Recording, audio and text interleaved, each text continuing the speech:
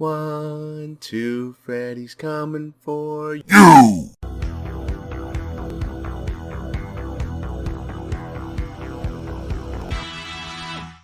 This is God. Welcome to the Dave Cave. I, as always, am Dave. Now, before we get started, if you're new here and you want to stay on top of all things horror and a little bit of heroes like reviews, rants, rankings, and reactions, hit that subscribe and ding the bell so you don't miss a minute. Today we are going to be talking the movie that brought us the horror icon that has been slashing his way through our dreams for decades, and that is, from the brilliant mind of Wes Craven, A Nightmare on Elm Street. The original Nightmare on Elm Street, like I said, is directed by Wes Craven, stars Heather Langenkamp, Robert Englund, John Saxon, and, introducing, Johnny Depp. The movie follows a group of 4 friends that begin to learn that they are having dreams about the exact same guy, Freddy Krueger, and what they don't realize is that his power over their dreams isn't just to give them nightmares. He's actually trying to kill them. What that then sets off is Nancy Thompson basically trying to save her life, save her friends, and stop this son of a bitch. It'd be really easy for me to say, yeah, for my good section, the whole runtime. Let's close it up. Have a good day. That was the end of my review. Bye. While yes, the movie is that awesome, that's not what we're here for, so let's dig a little bit deeper and get into the good. For my first entry in the good column, it's the dream sequences. The movie starts with one, the movie ends with one, and every single one in the middle, I thoroughly enjoy. I like the idea that, one, we all dream. You know, with Jason, there's Camp Crystal Lake. With Michael, there's Haddonfield, Illinois. Those are places.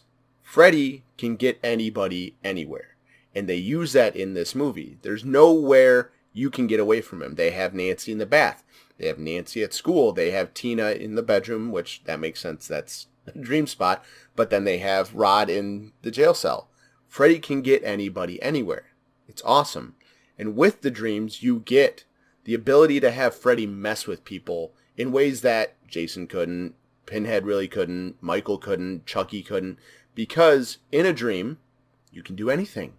They dig into that a little bit deeper in the later entries of the series, but they can do anything. He slices his chest open.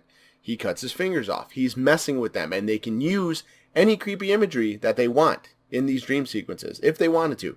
Anything, because it's a dream. That ability to suspend any belief that they want is a very clever and very effective plot device, and they use it very well in this movie. For my second entry in the good column, it's the music. I love the Nightmare on Elm Street theme song. I love it. To me, it's one of the most perfect theme songs we have in all of horror, and the way it is used in this movie is perfect. It adds that extra little to every single dream sequence. We get it right away, right from the get-go, which I kind of had forgotten about, and it carries all the creepiness of the movie right to the end credits. I love it. I could listen to that, and I do when it gets to be more Halloween time. I listen to that theme all the time. It's awesome. It's damn near perfect, and then you throw in that extra little bit of 1, 2, Freddy's coming for you. For my last entry in the good column, it's the finale of this movie. If you've seen any of my other slasher movie reviews, you know that I like when the good guys go on the offensive against the bad guys. And that is exactly what Nancy does. She takes the fight to Freddy. First, you have Glenn's iconic death.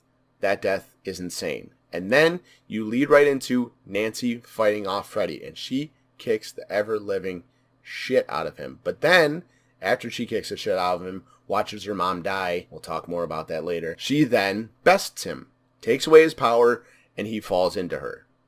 Cool. Awesome. But then, she walks out. We have that whole little weird dream sequence where her mom is back.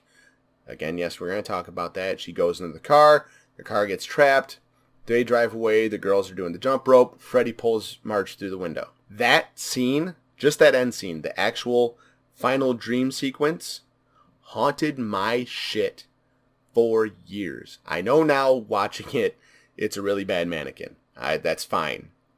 But that scene of watching her get pulled through that window, we had windows like that at my house that I grew up on.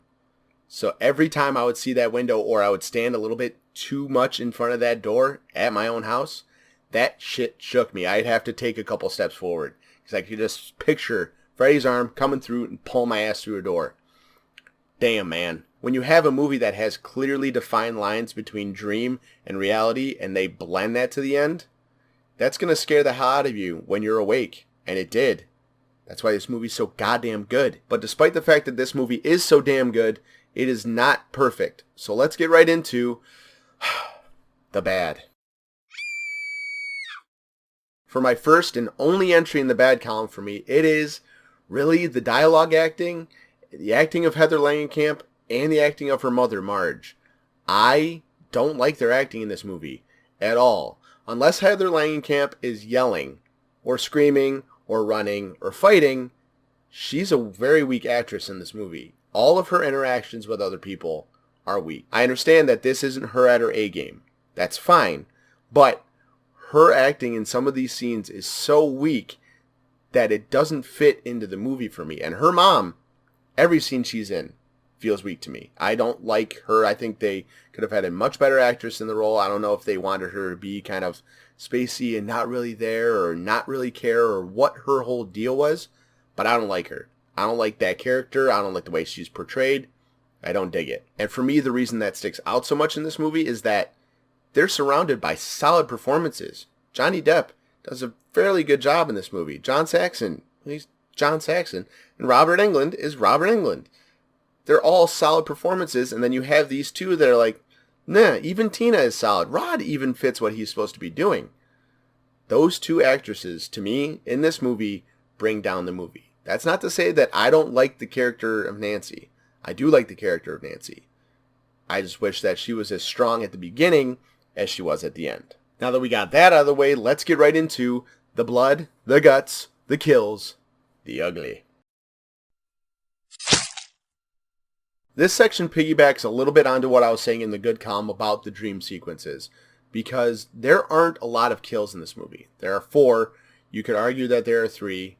Yes, we'll talk about that. But you have 3 confirmed kills, and of that, you have 2 very solid ones that have become iconic in all of horror.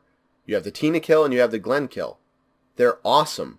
But what's so good is that you have the Tina kill, you have the Rod kill, you have the Glenn kill. They have a lot of variety.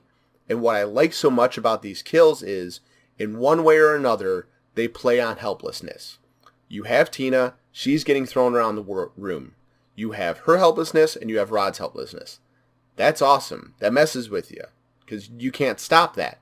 Then you have Rod, who Nancy watches Freddy walk into his jail cell, and Rod himself when the sheet goes around his neck and hangs him up for the apparent suicide. Helplessness.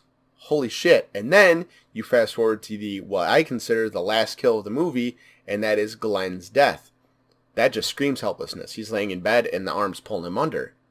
Every single kill in this movie has a tinge of helplessness to it. And until Nancy goes on the offensive against him, you get this subconscious idea that there's no stopping him, because he just decides how you want to die, and that's how it happens.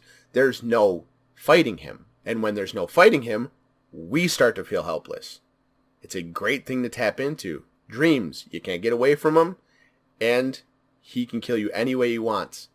You are helpless. Because there are only 3 confirmed kills in this movie, it's a pretty easy choice for my favorite. So my award for favorite kill of the original Nightmare on Elm Street goes to Glenn. He's laying in bed, he's just hanging out, and you think, okay, he's chill, there's going to be a nightmare sequence. Obviously, there's going to be a nightmare sequence. It's a kid sleeping. And then all you see, Freddy's arms pop up and start to pull him under. Which, that in and of itself is, damn, that sucks. The idea of getting pulled into your bed sucks. And then immediately we get this gigantic fountain of blood that just comes spraying out of the bed. Oh, the visual on that is so gnarly and awesome and unique. You don't see anything like that at this time. I love it. Even now, even knowing how they did it, it's such an awesome kill. Again, such a level of helplessness and just the brutality of just blood everywhere. It's awesome. Awesome kill. Glenn, Nancy warned you, bud. Whatever you do, don't fall asleep. Now for my question of the day. Of the 4 kills, because we're going to count Marge for this one. Of the 4 kills in this movie, which way would you have wanted to go out? Hit the comments below. Let me know. Now it's time for my final thoughts on the original Nightmare on Elm Street. Even after many decades of time and many watches of this movie, it doesn't get old for me. really at all. Even the practical effects, all that. I dig it. I love this movie. It is a very well put together movie. Like I said, I've only got one gripe about it, and even then, you get through it because it does get better as the movie gets going. And I can say definitively, because of this movie alone, Freddy has haunted my nightmares more than any other horror movie has in my entire existence. All my 34 years, Freddy has haunted me the most. And it is this movie alone that has caused that. And real quick, I want to touch on Marge again for a second. I know that I said that she's not a confirmed kill. We see Freddy kill her and she gets absorbed into the bed. But then that goes right into a dream sequence that she's alive. So you don't really know, because really, they blend the reality in this movie. By the end of the movie, you don't know what's real, you don't know what's a dream. The worlds get blended. They really do. But then, and we're going to talk about this more in part 2, in part 2, they talk about a different fate for Nancy's mom. Like I said, we're going to get into that in the next review, but it's because of that that I don't really consider her kill confirmed in this movie. She could die in that bed scene.